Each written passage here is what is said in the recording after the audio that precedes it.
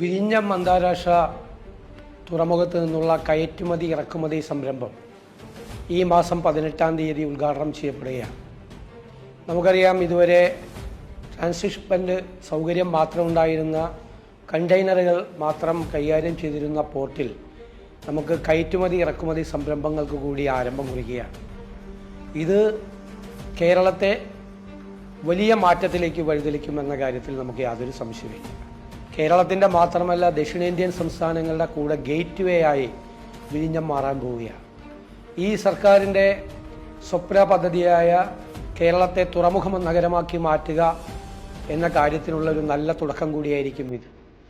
തുറമുഖത്തിന് പുറത്ത് ഒരുപാട് സൗകര്യങ്ങൾ കൂടുതലായി ഉണ്ടാവുകയാണ്.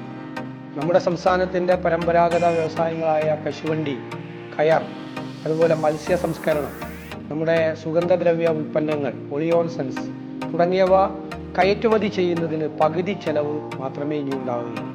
മാത്രമല്ല, അതിൻ്റെ ഷിപ്മെൻറ്റിനുള്ള സമയം പകുതിയായി കുറയുകയും ചെയ്യാൻ പോവുകയാണ്.